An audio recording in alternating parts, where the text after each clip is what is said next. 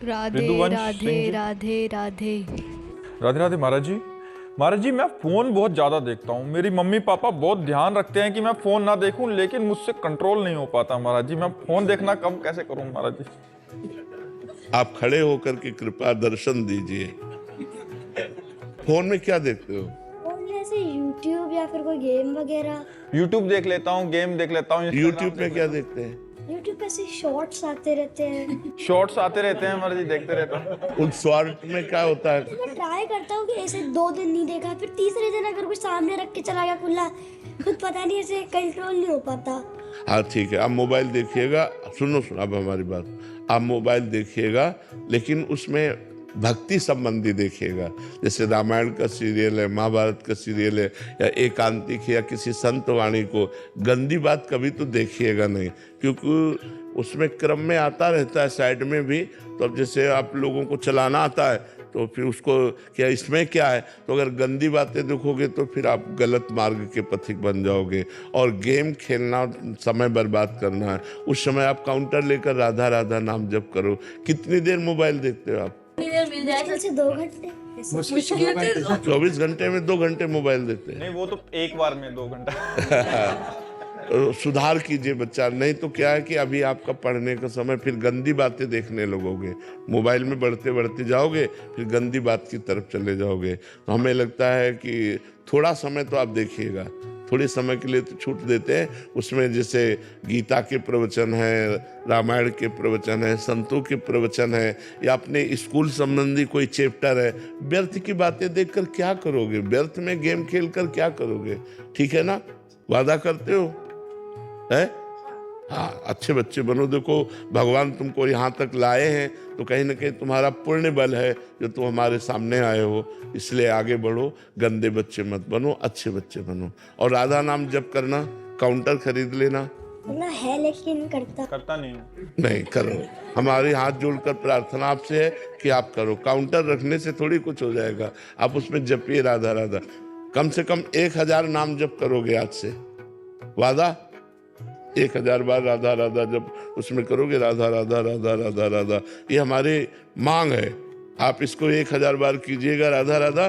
थोड़ी देर अच्छे अच्छे चैप्टर देख लीजिएगा, और बकाया ज़्यादा मोबाइल में समय नष्ट मत कीजिएगा।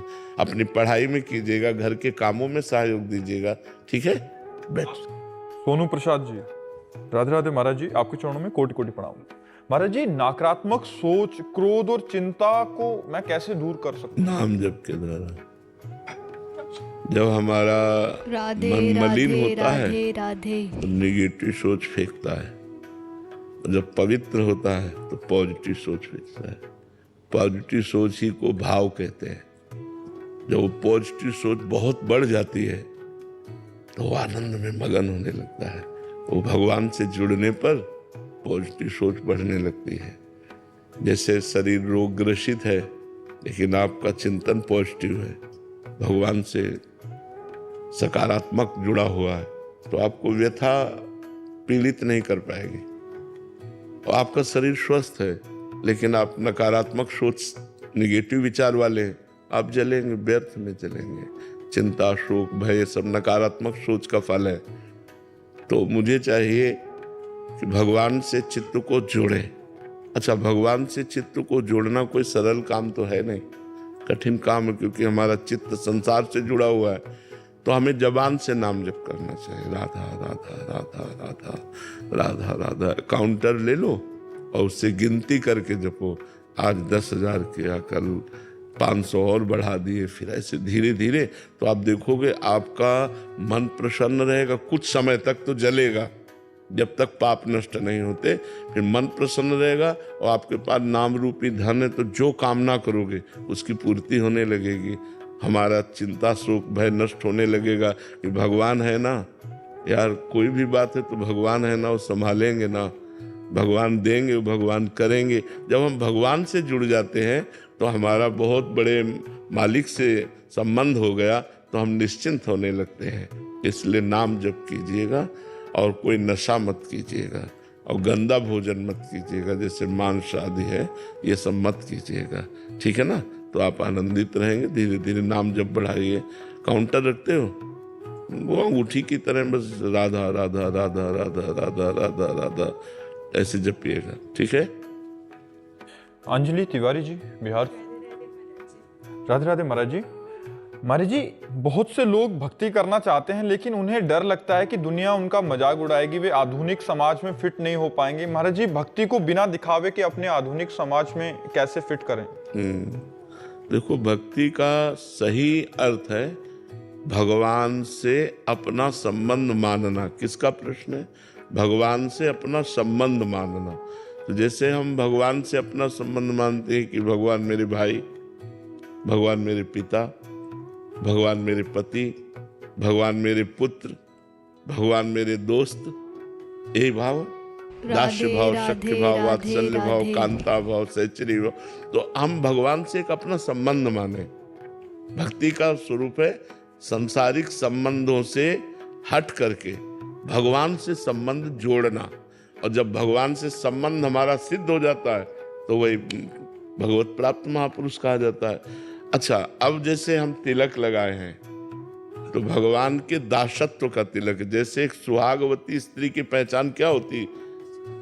सिंदूर लगाए ना तो पहचान होती ना कि ये इसका ब्याह हो चुका है और ये सुहागवती है। तो ये हमारा खुला सुहाग है कि मैं भगवान का निज दास हूँ और ये उनके चरण चिन्ह दासत्व का चिन्ह है। तो यदि आपको ऐसा लगता है कि कोई जान न पावे, तो जैसे वृंदावन की सूखी रज है, रज को ऐसे लिया अंगुली में, ऐसे कर लिया तो गीली रज से तो दिखाई देगा लेकिन सूखी रज से दिखाई नहीं देगा।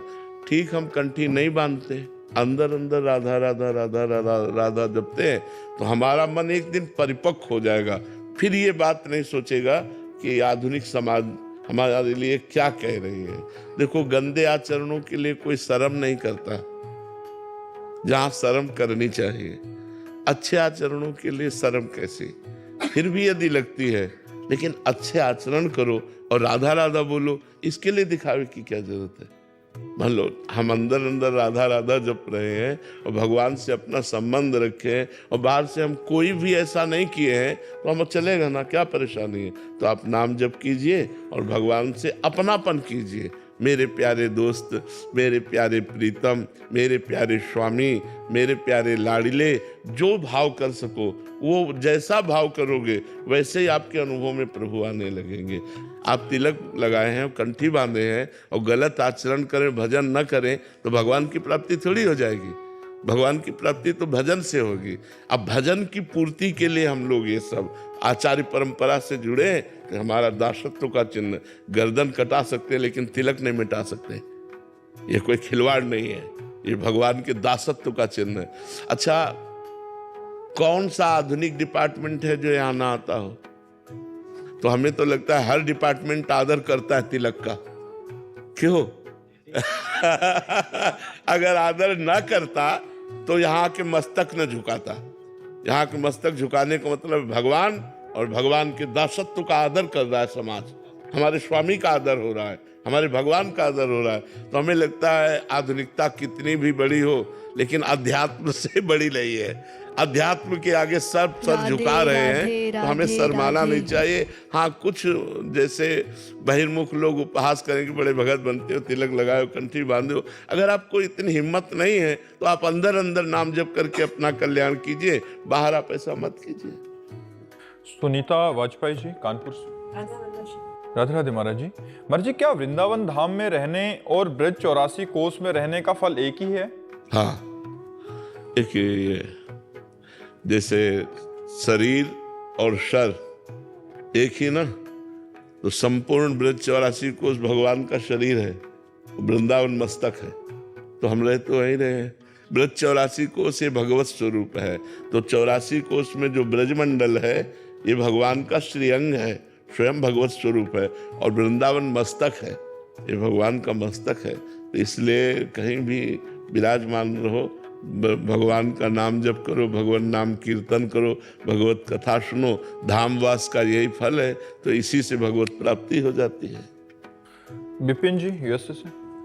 राधे राधे महाराज जी। महाराज जी, प्राणायाम करते समय नाम स्मरण करना उचित है?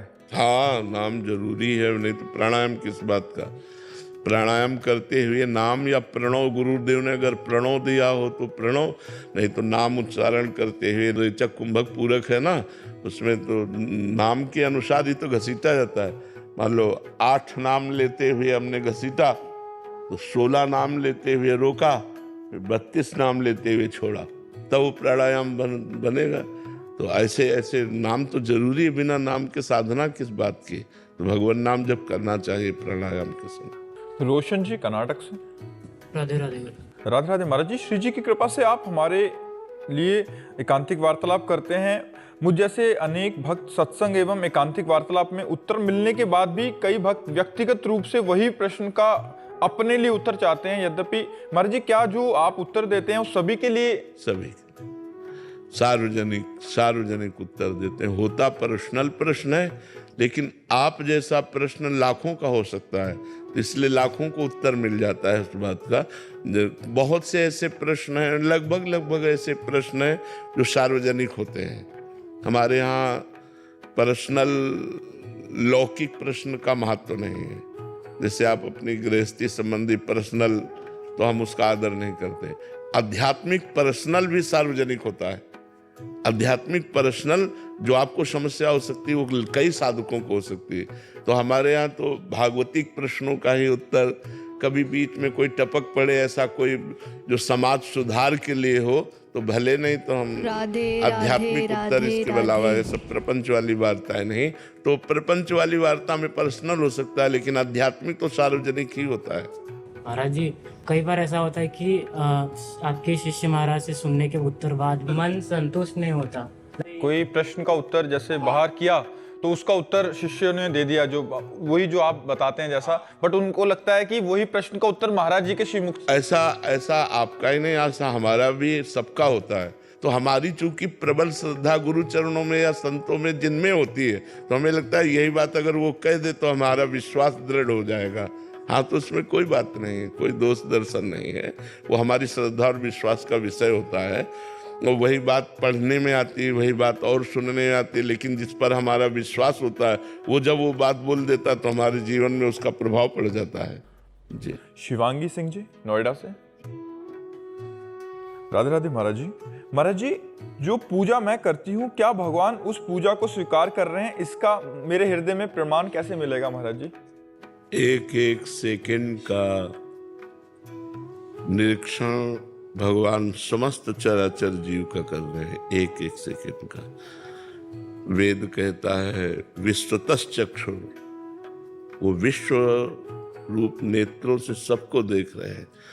भगवान तुम्हारे मन में बैठे, तुम्हारे हृदय में बैठे हैं।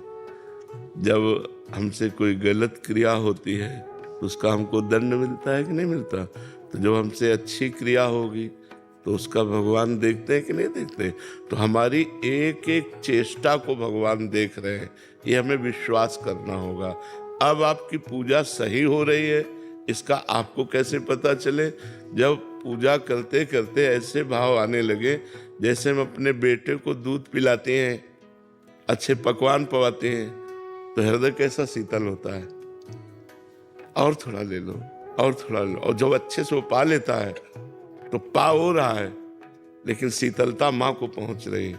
ऐसे ठाकुर जी की पोशाक, ठाकुर जी को आभूषण, ठाकुर जी को सुंदर भोग लगाया और ये सब श्रृंगारित करके, और जब दूर से देखा तो आंखें भर आवे और हृदय ऐसा कि ऐसे सुखी रहो, ऐसे आनंदित रहो, ऐसे ही हमसे सेवा बनती रहे, मैं आपको सुख पहुंचाऊं, और हृदय विकल होने लगे तो जान लो अब हमारी पूजा स्वीकृत हो गई। और ये डायरेक्ट ठाकुर जी ले रहे हैं, डायरेक्ट सेवा ले रहे हैं। जब हमारा भाव बन जाए, भावोत्सवेन भजताम रस काम धेनु, जैसे अपने बच्चे को हम कपड़े पहनाते हैं, पहना के और कॉलर ठीक किया, ये ठीक है, ऐसे हम अपने लाडले ठाकुर को श्रृंगारित कर रहे हैं। अच्छा अब ये मुकुट ऐसे, अच्छा अब ये कुंडल ऐसे, हार ऐसे, अच्छा पीताम्बर ऐसे धारण, और आज क्या पवाएं, आज चलो गुजियां बनाते हैं, आज पकौड़ी बनाते हैं, आज ये, और वो आपके अंदर जो भाव उठ रहा है उसे ठाकुर जी पा रहे हैं। पकौड़ी तो जेब की त्यों रखी दिखाई देगी, लेकिन आपने जो भाव किए वो भाव ठाकुर जी स्वीकार कर लेते हैं। भाव का सारा खेल है इसमें। मतलब जितना हम भाव कर सके। जैसे सामान में तो हम 4 रोटी है, दाल है, सब्जी है, लेकिन भाव में हम 56 भोग लगा सकते हैं। थाल में रख दिया और थोड़ी देर बैठ गए। और हमारे ठाकुर जी गुजिया पा रहे हैं, जलेबी पा रहे हैं, आप देखो इस समय समोसा चटनी पवा रहे हैं, पकौड़ा पवा, भाव से। वो तभी तो मानसिक सेवा भाव वाली सेवा होती है ना। तो प्रगट सेवा के साथ साथ भाव जब हमारा जुड़ने लगे, जान लो हमारी सेवा स्वीकृत हो गई। और सेवा नहीं केवल क्रिया हो रही है, उसका परिणाम क्या है कि आप सेवा कर, मन कहीं और लगा, बातचीत कहीं और कर रही हो, ऐसे वो क्रिया हो रही है, वो सेवा नहीं हो रही। सेवा एकदम एकाग्रता से, जैसे अपने बच्चे को सजाती है, अपने बच्चे को खवाती है। कोई तुमसे पूछे कि तुमने बच्चे को स्नान कराया, कपड़े पहनाए, भोजन पवाया, क्या फल चाहती हो, तो आप डांट दो, फल की बात कर, मेरा बेटा है, फल की बात क्या, तो लगेगा नहीं। ऐसे ही जब हमारी भावना अपने ठाकुर जी के प्रति हो जाए, आप ठाकुर जी का बहुत सुंदर श्रृंगार करती है, भोग लगाती है, आप क्या चाहती हैं, तो क्या चाहती हैं, अरे यही करते रहे और ये सुखी रहे, यही चाहते हैं, और क्या चाहते हैं। हाँ, ऐसा भाव होना तो जान लो हमारी सेवा ठाकुर जी स्वीकार कर रहे हैं। करोवर जी, राधे राधे महाराज जी। महाराज जी, अब मैं डॉक्टर हूँ पेशे से, बहुत सारे लाखों मरीजों की सेवा किया, सर्जरी किया उनको, पर मन में कुछ समय से खालीपन सा लग रहा है। मुझे लगता है कि मैं अपने परिवार और बच्चों को टाइम नहीं दे पा रहा हूँ। जब से आपके प्रवचन के संपर्क में आया हूँ, चित्त में शांति तो बनी रह रही है। मैंने भक्ति मार्ग पर जाने का निश्चय भी किया है, पर चलना भी चाहता हूँ। क्या मेरे पेशे के लिए ये सही है? हाँ ठीक है। कोई भी कार्य जब अध्यात्मवान होकर करोगे ना, तो बहुत बलवान होकर के करोगे। देखो, आप अपने भले परिवार को समय ना देख सकते हो, लेकिन आप कितने परिवारों को सुखी करते हैं। किसी का भाई बीमार है, किसी की माँ बीमार है, किसी का पिता बीमार है, किसी का पति बीमार है, आप उन पूरे परिवार को खुशी प्रदान करते हैं। जब सर्जरी ठीक हो जाती है और वो मरीज स्वस्थ हो जाता है, तो वो पूरा परिवार सुखी हुआ ना। आप दूसरों के परिवार को सुख देते हैं तो भगवान आपके परिवार को सुखी रखेगा। आप समय भले दें या ना दें, लेकिन भगवान उनको सबको सही रखे, क्योंकि आप सत्कर्म कर रहे हैं। देखो, पैसा तो एक लोक व्यवहार में जीवन जीने के लिए है, पैसा तो बेईमानी से भी आ जाता है, गलत कार्य, लेकिन आप मनोयोग से डॉक्टरी कर रहे हैं कि मरीज को सुख मिलना चाहिए, मरीज ठीक होना चाहिए, पूरी प्रियता रख रहे हैं। ये भगवान आपके हृदय की बात देख रहे हैं। आपका अध्यात्म भी बन रहा है और आपका लौकिक व्यवहार भी बन रहा है, क्योंकि अर्थ तो मिलेगा ही। तो नाम जप करते रहिएगा और धर्म से चलते रहिएगा। मरीज को अपने परिवार जैसा प्यार दीजिएगा। जैसे अपने भाई का ऑपरेशन करना हो तो पूरा मनोयोग से करेंगे कि यार नहीं किसी भी तरह चूक नहीं होनी चाहिए। ऐसे भले गरीब आदमी है, भले उसका कोई नहीं है, तो आपको जब थिएटर के अंदर ले जाते हैं तो आप पूरे स्वामी होते हैं उसके शरीर के, किसी भी मरीज के आप पूरे अधिकारी होते हैं। तो आपका कर्तव्य है मनोयोग के द्वारा सर्जरी करना, मनोयोग के द्वारा उसकी औषधि कर, ये आपका अध्यात्म पुष्ट हो जाएगा। तो ये जो खालीपन है ना, ये पूर्णता तभी होगी जब हमारा भगवान से संबंध होगा और हम भगवत भाव से करेंगे। अभी वही एक डॉक्टरी क्रिया है, फिर वही अध्यात्म बन जाएगा और अध्यात्म से हृदय शीतल होता है, बहुत आनंद बना रहता है। क्रिया वही है, लेकिन उस क्रिया को अहम से अर्थ के लिए किया गया, वो एक अलग चीज हो गई। और परमार्थ का भाव रख करके कि हमें भगवान ने अवसर दिया है, डॉक्टर बनाया है, मरीज रूप से भगवान ही आए हैं, हम इनकी सेवा करके पुण्य एकत्रित करें, कृपा प्राप्त करें, बस सब बात बन गई। और कोशिश करो कि कभी कोई गरीब ऐसा आ जाए जिसके पास पैसा ना हो, तो आप समय भी दें और कार्य भी करें और पैसा भी लगाएं। कभी एक कोई ऐसा आ जाए जिसको ऐसी परिस्थिति हो, तो भले आप अपने खर्चों को थोड़ा कम करके एक मरीज को अगर आपने कभी परमार्थिक सेवा कर दी ना, कि कोई गरीब है, ऐसे बहुत से लोग होते हैं जो पीड़ा से युक्त होते हैं, दवाई नहीं करा सकते, अगर आपकी नज़र में आवे तो औषधि भी दीजिए, समय भी दीजिए, अपनी फीस माफ़ कीजिए, हो सके तो अपनी जेब से कुछ लगा दीजिए, तो परमार्थ बन जाएगा और आपको शांति प्राप्त होगी। आप चाहे जितना अच्छा भोजन पाइए, आप देखिएगा वो सुख नहीं मिलेगा जब किसी एक भूखे को पवा दोगे आप। कोई भूखा आदमी रोड में कहीं भी बैठा हो और उसे आप अपना भोजन पवा दीजिए, फिर आप देखिए आपके हृदय में वो सुख नहीं मिलेगा जो आप पाते रहे हो। वो जब पा के ऐसे करेगा ना, तो आपका हृदय एक विशेष अलौकिक शीतलता से युक्त होगा। इसे परमार्थ कहते हैं कि खाए और तृप्ति आपको होगी, शांति आपको होगी। तो यदि हम एक भी मरीज की सेवा ऐसे कर पाए कि और तो सब अर्थव्यवस्था से है लेकिन वो गरीब आदमी है और उसकी सेवा में, तो वो आपके हृदय को विशेष शांति प्रदान करेगी। तो कभी भगवान ऐसा अवसर दें अगर, तो ऐसा भी करके देखिएगा और अध्यात्मवान बनिएगा। नाम जप कीजिएगा, कोई नशा मत कीजिएगा और सबको परमार्थ स्वरूप देखिएगा। बहुत बड़ी सेवा। डॉक्टर को भगवान की, दूसरे भगवान की पदवी दी गई है कि बड़े से बड़े दुख, बड़े से बड़े कष्ट को वो हरण करने की चेष्टा करता है अपने विज्ञान के द्वारा। तो हमें लगता है कि बहुत बढ़िया सेवा आपको मिली है, आप बढ़िया सेवा करो और नाम जप करते रहो। ठीक है। योजना चोपड़ा जी, दिल्ली। वल्लभ श्री हरिवंश महाराज जी। महाराज जी, जैसे आपने बताया कि भगवत प्राप्त महापुरुष बहुत कम समय के लिए धरती पर अवतरित होते हैं, तो उस कम समय में हम कैसे लाभ ले सकें उनका बल होता है इतना कि उनकी वाणी फटाफट आपको चेंज करती चली जाएगी, आपके मानसिकता को बदलती चली जाएगी, आपके दिमाग में बात भर जाएगी।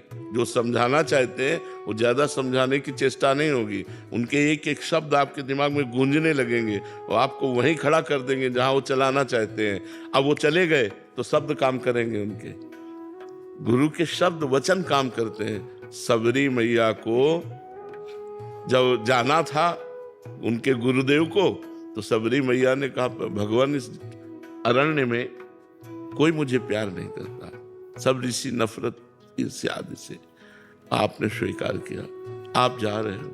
उनका बेटी चिंता मत करो, मैं भजन के बल से परम धाम जा रहा हूं, स्वयं परम धाम परमात्मा चल कर तुम्हारे यहां आएगा। सबरी मैया ने वचन पकड़ लिए गुरुदेव के। 1000 वर्ष तक रोज सोहनी लगाना, रोज फूल बिछाना, रोज जल फल एकत्रित करना, राम जी आएंगे। गुरुदेव के वचनों पर अविश्वास नहीं हुआ और एक दिन राम जी आए।